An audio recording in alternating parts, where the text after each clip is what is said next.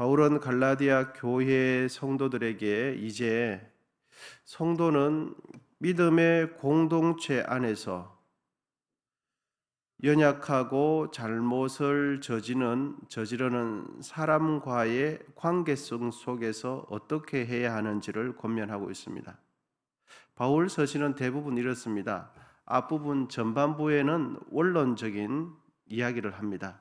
그래서 논리적이고 신학적인 것을 이야기하고 후반부에 넘어가면 전반부에 이야기한 것들을 어떻게 실천해야 하는지를 이야기하는 것이 바울 서신의 특징이기도 합니다.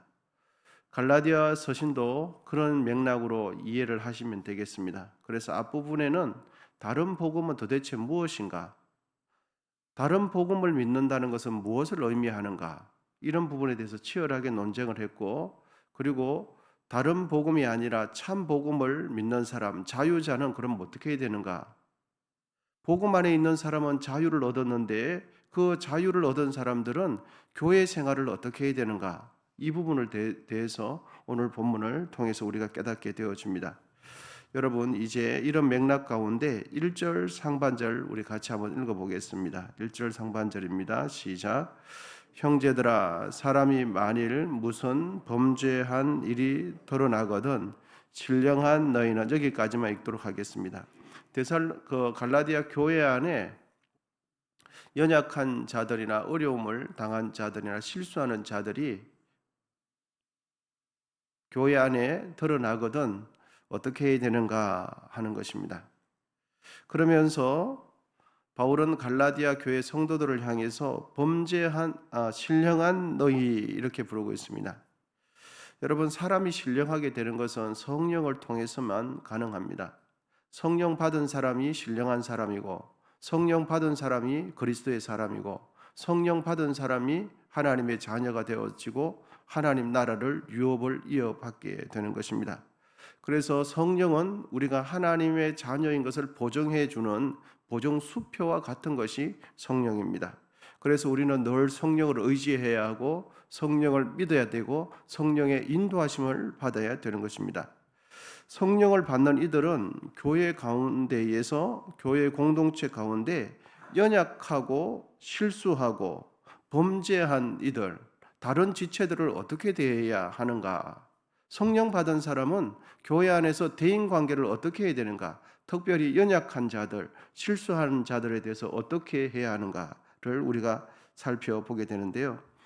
첫 번째로는 온유한 심령으로 그들을 방관하지 말고 바로 잡아주라 라고 말을 해주고 있습니다. 이제 1절 하반절 온유한 심령으로부터 한번 읽어보겠습니다. 시작.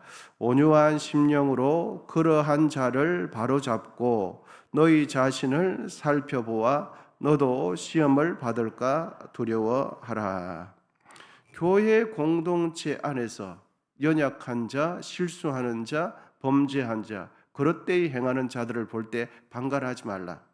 무관심하게 내일 아니니 그냥 알아서 하겠지, 이런 태도는 적절하지 않다라는 것을 가르쳐 줍니다. 여기서 바로 잡아라 라는 뜻은 범죄하기 이전의 상태로 되돌려주라, 범죄한 이전의 상태로 되돌릴 수 있도록 이끌어주고 건면해주고 안내를 해주어야 한다는 뜻입니다. 죄를 범함으로 실족한 이들이 영적으로 다시 회복되도록 도와주고 이끌어주라는 뜻이 바로잡아 준다라는 뜻입니다. 그런데 지금 한국교회의 현실, 우리 자신의 모습을 보면 다른 이들이 실수하거나 죄로 인하여 넘어지면 그들을 바로잡아 주는 것을 거의 하지 못하는 상황이 한국교회에 만연합니다. 그것을 모른 척하고 교회의 권위가 떨어지다 보니까 징계를 해도 의미가 없어요. 이것이 참 아픈 현실이죠. 바울은 교회 공동체 가운데 잘못을 저지르는 이에 대해서 무관심하지 말고 그들을 바로 세우라 라고 말을 해줍니다. 다만 다른 이들을 바로 세울 때에 온유한 심령을 가지고 바로 세우라 그래요. 여기서 온유한 심령이라는 것은 권면하는 자의 내면의 평정심을 유지하라는 뜻이 아니고 성령의 인도하심을 받아서 그렇게 하라라고 가르쳐 줍니다. 그냥 내 느낌 되는 대로 내가 답답하니까 내가 좋은 의도만을 가지고 이야기해 주면 되는 것이 아니라 온유한 심령으로 가지고 성령의 인도하심을 받는 가운데 바로 잡아줄 것을 가르쳐 줍니다. 그러므로 우리는 교회 내에서 죄를 짓는 이들을 바로 잡는 이 일을 잘 해야 합니다. 그것도 그냥 내 의에 빠져서 해야 할 것이 아니라 성령의 인도하심을 받아서 그들을 권면하고 잘 깨닫게 해줘야 됩니다. 그런데 성령의 인도하심을 받아서 해야 되는데 우리는 나도 모르게 내 성격을 이기지 못해서 내 의에 빠져서 내 사고에 빠져서 다른 이들의 그릇된 것을 보지를 못하는 거예요. 그래서 자기 의에 빠져서 이제 질책하게 되어지고 책망하기에 급급합니다. 그래서 목에 힘을 주고서 혈안이 되어서 다른 이의 잘못을 밝혀내기를 바빠요. 그래서 다른 사람을 틀렸다고 명명백백하게 밝혀줌으로써 그들에게 그렇게 하는 것이 자기의 사명인 줄 알고 착각할 때가 참 많습니다. 그러면서 관계가 다 깨어지는 거예요. 그러면서 관계가 깨어지는 거죠. 사실 다른 이들의 잘못에 대해서 말해주는 것은 관심이 있기 때문에 말을 해주는 겁니다. 사랑이 있기 때문에 말을 해주는 것입니다. 그런데 여기서 한 걸음 더 나아가서 내가 말하는 것이 옳으면 다 옳으냐 그렇지는 않습니다. 말하는 것도 옳아야 되고 그 문제를 접근하는 방법도 덕을 세우는 방법으로 접근을 해야 돼요. 말하는 것도 옳아야 될 뿐만 아니라 그 문제를 해결하는 방법과 절차까지 덕스럽고 본이 되도록 해야 유익이 되는 거죠. 여러분, 우리 꼭 기억하십시다. 내가 주장하는 말만 옳으면 옳은 것이 아니에요. 그런데 우리는 그런 생각을 참 많이 해요. 내가 볼 때 말하는 것이 옳으면 다 옳은 줄 알아요. 그래서 거침없이 말을 하게 되어지죠. 상대방에게 실수를 명명백백하게 밝혀내면 내가 옳은 줄 알아요. 그렇지 않습니다. 여러분, 세상 법정은 그럴 수 있어요. 그래서 잘못한 자들에게 벌금을 때리고 이렇게 징벌을 주면 돼요. 그런데 교회는 그렇게 해서 교회가 세워지지 않아요. 옳은 것도 옳은 거지만 그 문제를 해결해 나가는 과정과 방법도 덕스러워야 그것이 교회의 유익이 됩니다. 교회 내에서 이들의 잘못에 대해서 무관심하거나 방관해서도 안 돼요. 여러분, 내가 편안한 것이 은혜 있는 게 아닙니다. 은혜롭다고 해서 은혜로 넘어간다고 해서 다 이렇게 못 본 척하고 넘어가는 게 은혜가 아니에요. 다른 이들의 잘못을 정확하게 인식하고 무엇이 잘못됐는지 깊이 생각하고 사랑하는 마음으로 성령의 인도하심을 받는 과정 가운데 교회의 유익이 되도록 하면서 교회의 질서를 따라서 잘못한 것을 안내해 줄 때 그것이 유익이 되는 겁니다. 이제 이러한 관점을 우리 자신에 한번 적용해 보겠습니다. 여러분, 교회 내에서 다른 지체의 실수와 잘못을 권면할 때 우리의 모습은 어떻습니까? 실제적으로 나의 모습은 어떻습니까? 가만히 보면 실수한 사람, 잘못한 자의 인격은 전혀 존중하지 않는 경우가 참 많습니다. 잘못했기 때문에 그 사람 인격까지 이렇게 무시하고 멸시하고 존중하지 않는 경우가 참 많습니다. 오류를 밝히는 데만 혈안이 되어서 나 자신의 말하는 권면하는 나의 의로움이 나타나는 것도 몰라요. 다른 사람의 잘못을 질책하기 위해서 나의 질책하고 지적하는 과정 가운데 나의 오만함이 드러나는 줄도 모르면서 그냥 잘못됐다고만 이야기하는 거죠. 그런 경우가 얼마나 많은지 모릅니다. 그러면서 분명히 이분이 잘못됐어요. 그것을 이야기해 주는 과정 가운데 내 마음이 굳어지고 내가 완악해지는 경우가 참 많습니다.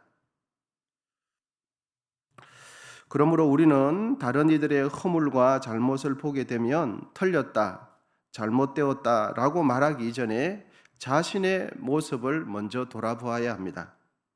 다른 지체를 손가락질 하기 전에 내 모습은 어땠는가? 과거의 내 모습은 어땠는가? 나는 과연 어떠했는가? 내 말투, 내 행동에는 오해 살 만한 행동이 없었는가? 자신을 점검해야 합니다. 그래서 본문 1절은 이렇게 마무리합니다. 본문 1절, 우리 1절 같이 다시 한번 천천히 읽어보겠습니다. 시작. 형제들아, 사람이 만일 무슨 범죄한 일이 드러나거든 신령한 너희는 온유한 심령으로 나 자신을 바로잡고 너 자신을 살펴보아 너도 시험 받을까 두려워하라. 그래서 1절은 이렇게 마무리하죠. 너 자신을 살펴보아야 한다. 너 자신을 살피지 않으면 너도 똑같이 시험 받게 된다는 것을 가르쳐 줍니다. 여기서 살펴보라는 것은 철저하게 관찰하고 조사하라. 면밀하게 나는 그렇게 행동하지 않았는가? 나는 말할 때, 행동할 때 나는 오해 살 만한 행동을 하지 않았는가? 이것을 철저하게 살펴보고 다른 이들이 교회에서 잘못할 때 온유한 마음으로 성령의 인도하심을 따라서 권면해 줘야 한다라고 가르쳐 줍니다. 여러분, 우리는 다른 이들의 허물과 잘못된 행동과 결정 앞에서 가만히 있지 못하는 경우가 참 많죠. 그런데 가만히 있지 못하는 이유를 내면을 자세히 바라보면 내 의에 빠져서 참 그럴 때가 많습니다. 내가 보기에 저게 못마땅해. 내가 보기에 그걸 견디질 못하는 거예요. 그래서 말을 해줘야 되고, 그래서 꼭 지적성으로 손가락질을 해야 속이 시원해. 그러면서도 내 의가 오만함이 드러나는 줄도 몰라요. 나의 오만함이 다른 사람이 틀렸다고 말하는 그 과정 가운데 내 의에 빠져서 내가 더 심한 잘못을 하고 있다는 것을 전혀 모르죠. 자기가 잘못하는 부분에 대해서는 얼마나 합리적인 이유가 많은지 몰라요. 내가 나의 잘못에 대해서는 그럴 만한 이유가 다 합당히 있어요. 이거는 이렇게 해서 안 되고 저거는 저렇게 해서 다 이유가 있어요. 그런데 다른 사람이 잘못하는 것은 아무리 찾아도 이유가 없어요. 내가 잘못하는 것은 다 그때마다 사정이 다 있다고 넘어가요. 이것을 요즘 말로 말하면 우리 성도님들 많이 들어보셨을 텐데 내로남불이라 그럽니다. 내로남불. 내가 하면 아름다운 사랑이고 남이 하면 불륜이 되는 거예요. 불륜. 내가 하면, 내가 잘못하면 다 나름의 이유가 다 있어요. 그때마다 그럴 수밖에 없는 이유가 있어요. 그런데 상대방이 이야기하면은 이유가 없어요. 틀렸어요. 잘못됐어요. 여러분, 우리 마음속에는 이처럼 늘 이중적인 잣대를 가지고 있어요. 사람은 이중적인 잣대를 가지고 있어요. 내가 잘못할 때는 그 자가 너무너무 짧아요.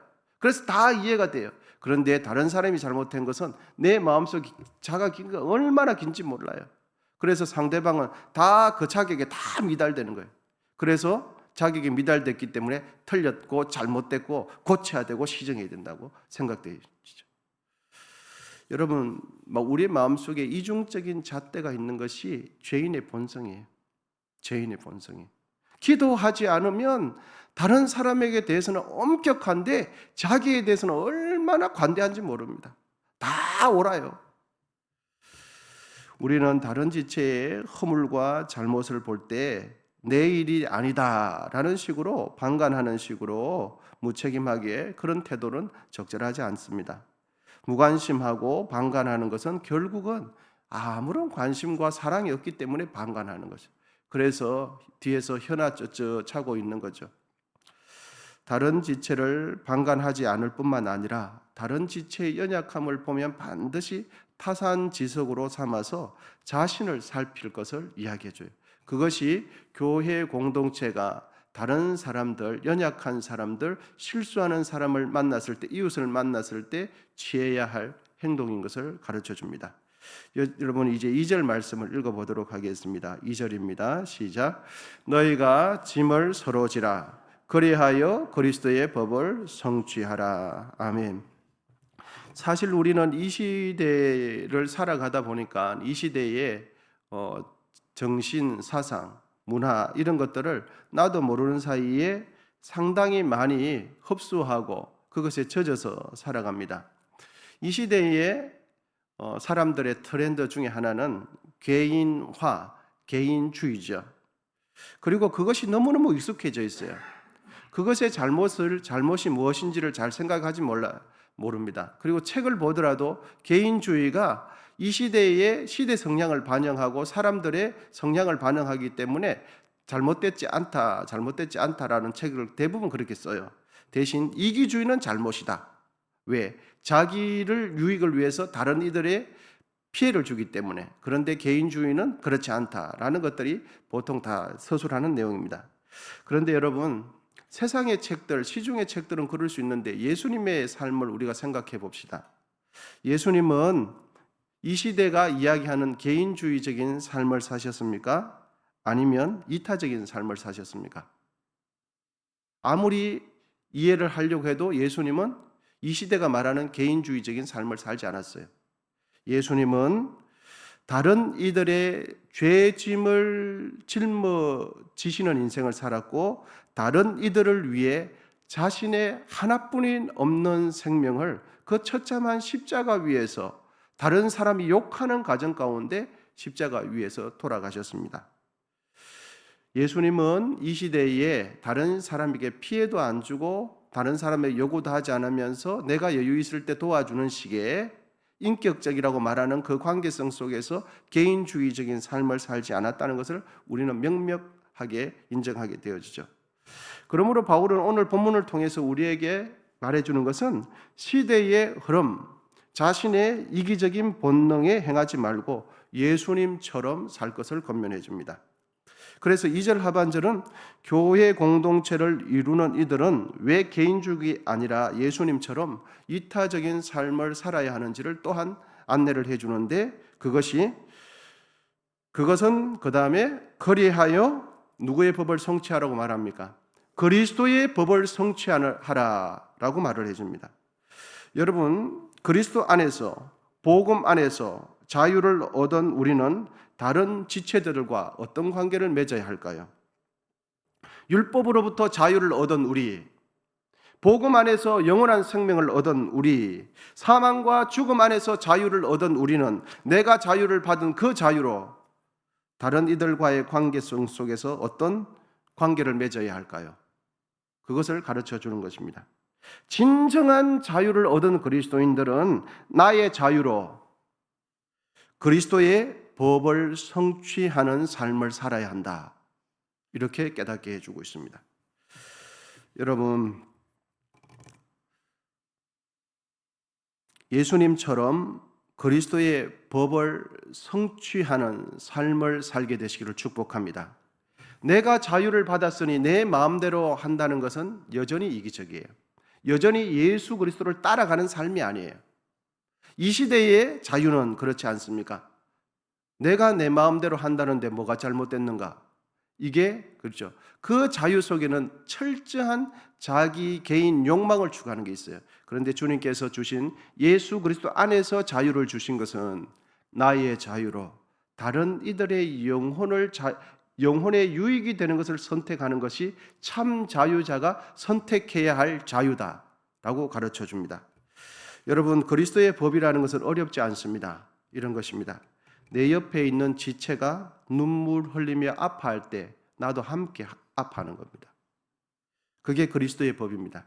그리고 내 옆에 있는 지체가 정말 마음 기뻐하고 절구할 때 내일은 아니지만 정말 그것을 함께 기뻐해주고 절구해주는 것이 그리스도의 법을 성취하는 것입니다.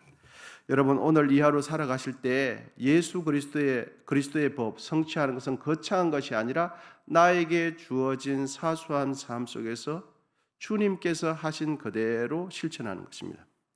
그것이 그리스도의 법을 성취하는 것입니다.